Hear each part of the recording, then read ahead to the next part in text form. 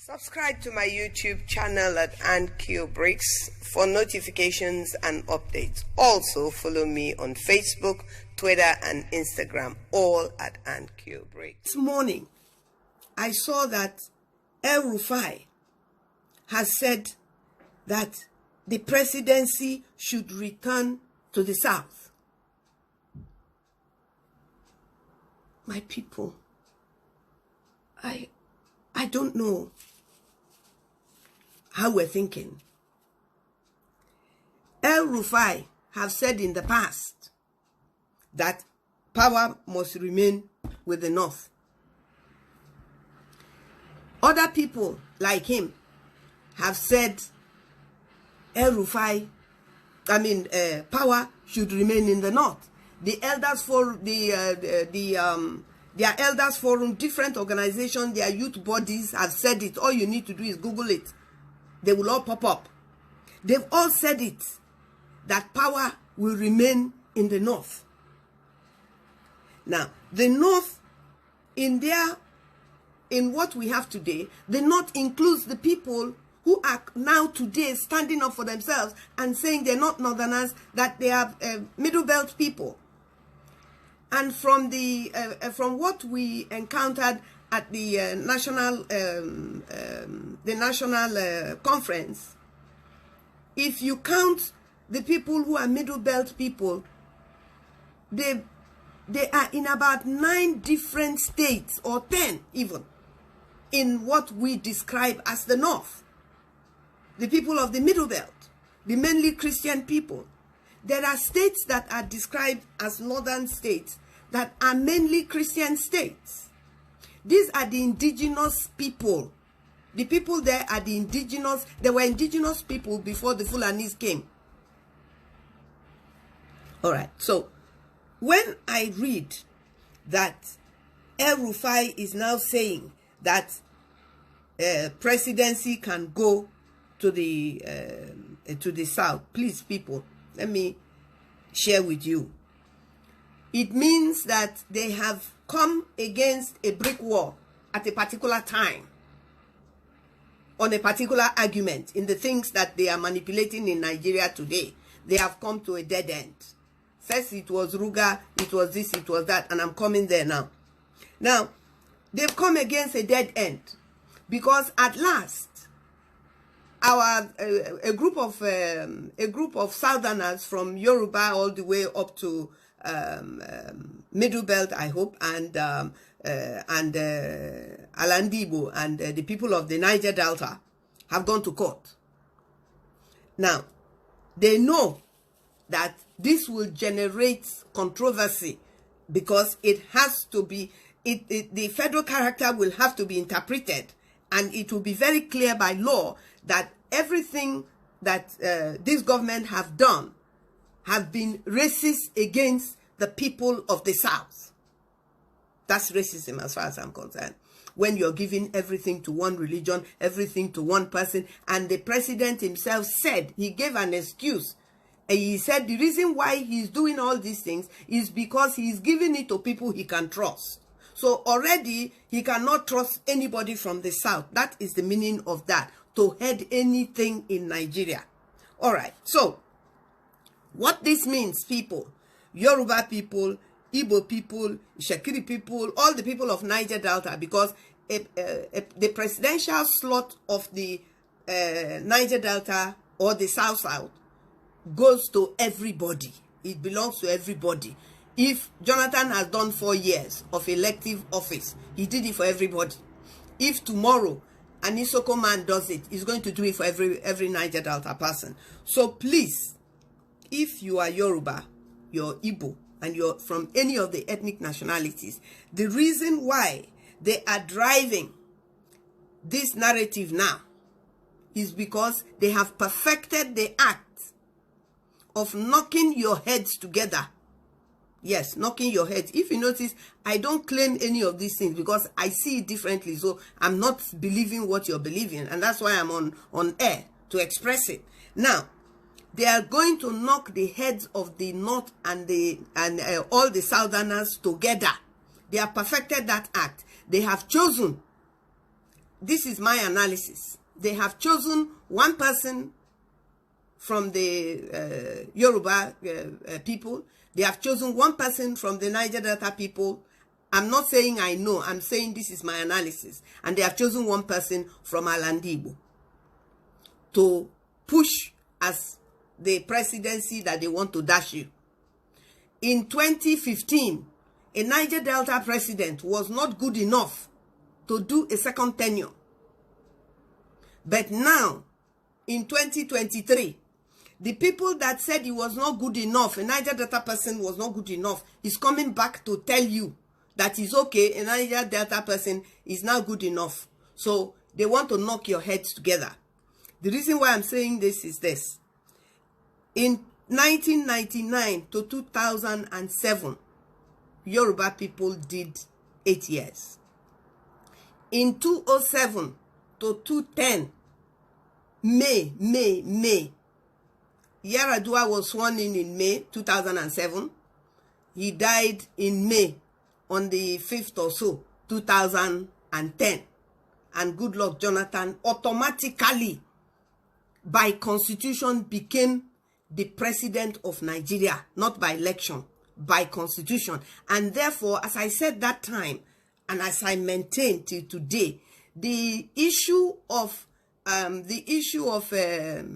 doctrine of necessity was totally unnecessary, and it was still another thing to make you feel from the Niger that was being done.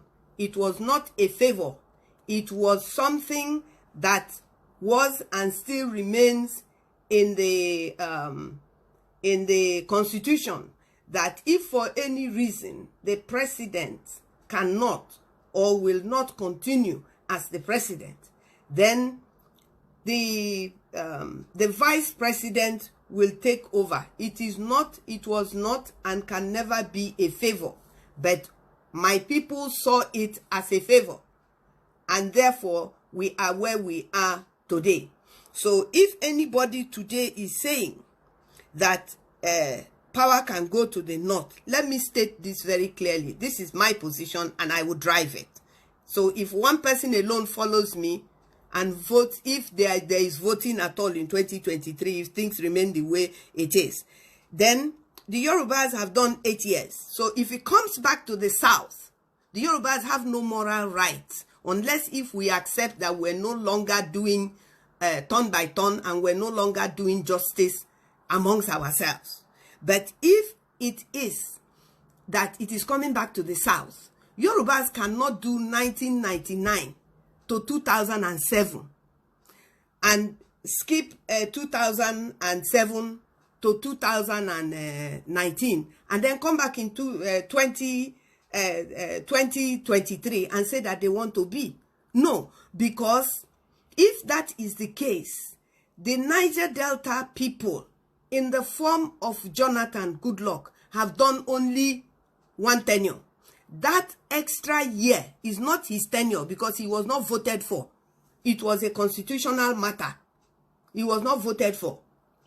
Now, if that be the case, then in the south, even if Jonathan has only done 4 years, I want to propose, and this is my position, and I'm driving it, that because we want change in Nigeria, and we want self-determination, and we want federalism, if all else fails, let us sit down and everybody go their own way. Because this is my position, I am saying that the Niger Delta people should come together, and instead of even insisting of accepting that it should come to the Niger Delta, it is a way of dividing the southeast and the south further. If there is the concept, the idea that it is coming back to the south, and that the Yoruba people should now be insisting that they want it, the Niger Delta people should now be insisting they want it, and the Igbo people, which I think it should go to them, not because of any other thing, but because of justice and equity. if it is coming back to the south, since I don't believe that the Niger Delta should waste its time, since I don't believe that the Niger Delta should waste its time trying to go for another tenure to make up for the one that they refused us, we should rather be driving how we are going to be self-determined, how we're going to be a self-determined nation within Nigeria. Each have that right. We discussed it in the national conference, and it was agreed that any state or any group of people can ask for this. And so I would rather suggest that it is worth our while to look at it from that narrative and make it possible, agree that if it is coming to the south, let it go to the southeast. Because that way, we will block the avenue they want to come in from to divide the Niger, to the Niger Delta people. Because anytime the cabal who believe that Nigeria belongs to them, anytime they shift ground, we have to know that it is either a lie, or that they have another plan, or they have another route to continue to drive what their strategies are. They have set the South up to fight amongst itself. When they start saying power can go to the South, they have no right to tell us. If power is going to the South, they have no right to tell us who it is going to be in any of the 3 zones of the South. That is my opinion. Now, if we are actually going to find ourselves in a situation where there is going to be an election in 2023, then who will emerge as a candidate from the South, who will emerge from which zone should emerge, should be determined by the South. And this is why unity is so important. Because if we are united in the South, then by now, the Yorubas, the Igbos, and all the ethnic nationalities in the Niger Delta should have sat down to agree that if it is coming to the South, it should go to this person. It should go to this zone. And let the zone it is coming from bring somebody out from their zone for us to throw our weight totally behind that person and win the election.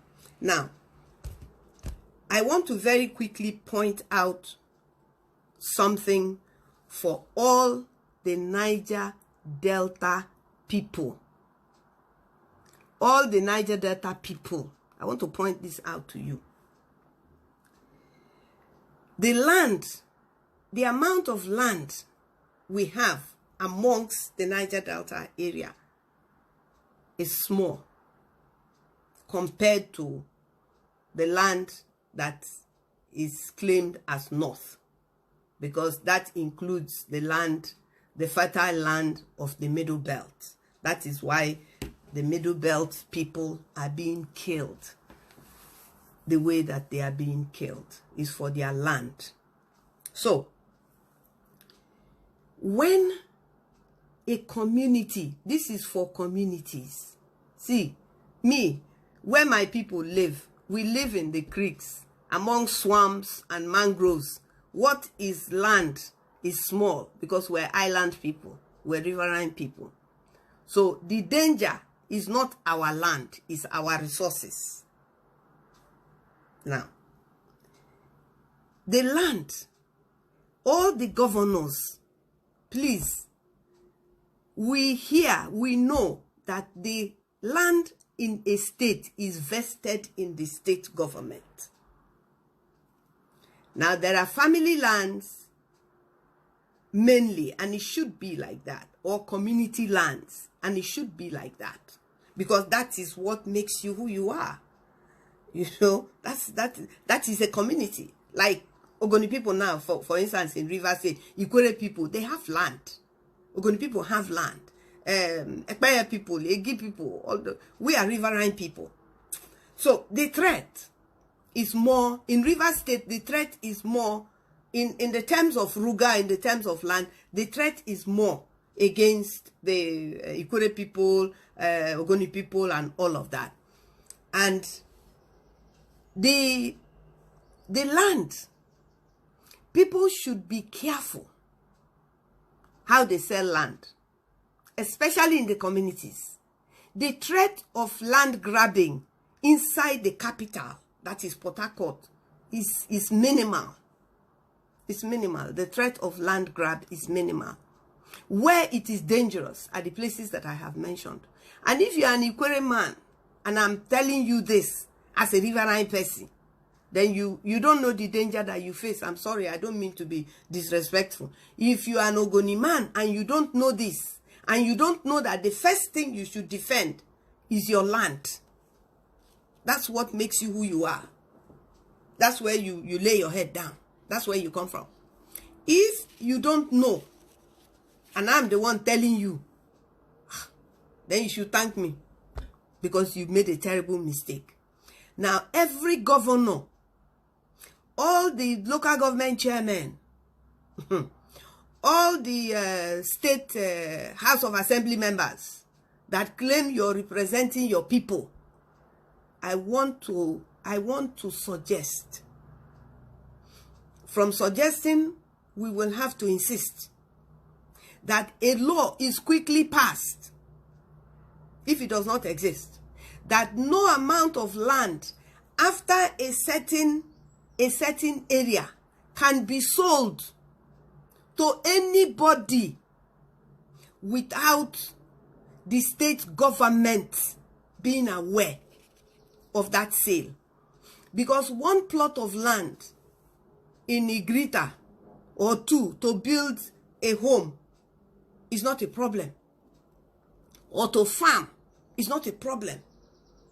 But when it is coming to 540 hectares, not plot, when community is selling land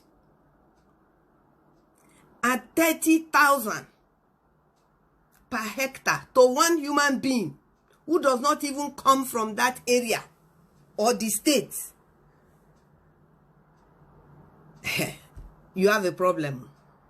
There is a problem, and that problem must be addressed. So state representatives, this is not for senators, state representatives, local government chairmen, councillors, politicians,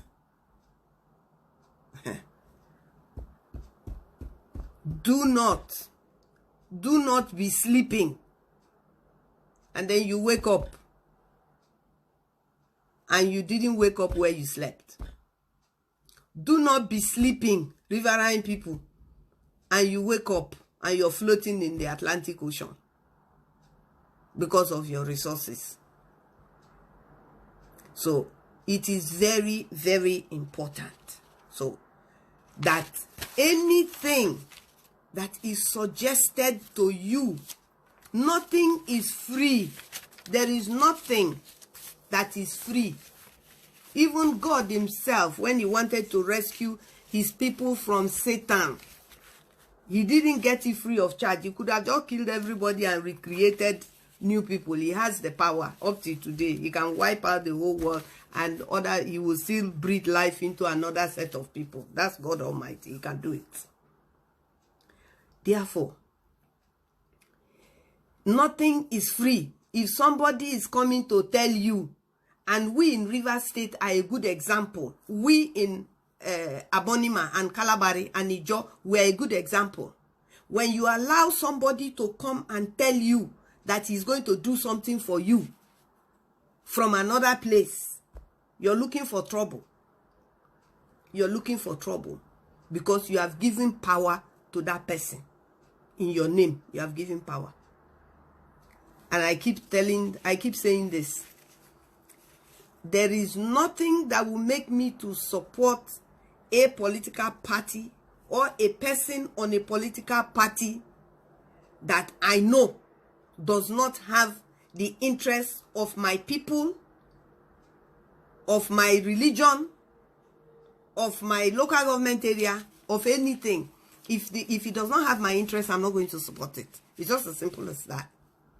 So, if we do not see the need for unity, and that is why what unfolded in Edo State was marvelous. I breathed a breath of relief that day, because it showed unity. They saw danger, or they saw an opportunity to change a danger, and they stepped in and made it to happen. That's what the other people do. We don't have to apologize. We don't have to apologize. Wike, governor of Bayelsa, all the governors that came together, they don't have to apologize. They know that they use political power. Yes.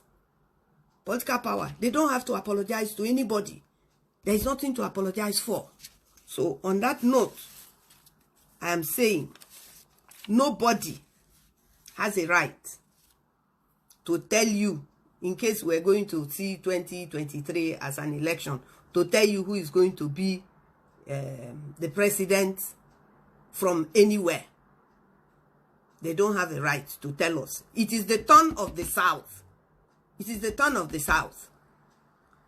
It's not turn of the North. So it is the South that will make that decision. But I'm saying that the Yorubas have done their own 8 years. They should please support the people who have not done at all. Even I'm saying Niger Delta have done 4 years. Because if Goodluck Jonathan was not good enough for a second tenure, don't bring that in near us. We want self-determination. We want to control and own our resources. We want to determine our fate. We don't want to jump from frying pan to fire. We want freedom just like everybody else. Nobody wants more freedom than anybody else. And there is nobody who will come and fight for your freedom in your place. If you think so and anybody is telling you that rubbish and you're believing it, then whatever you see, you take. Whatever you see, you take.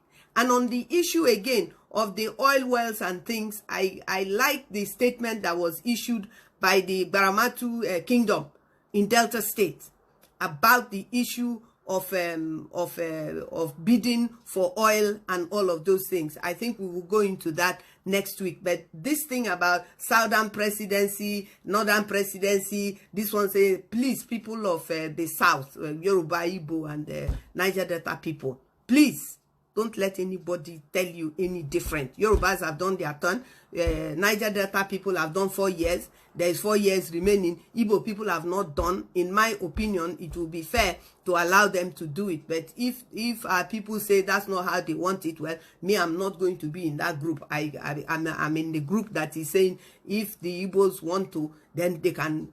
It is fair. On that note, I say thank you very much. God bless you.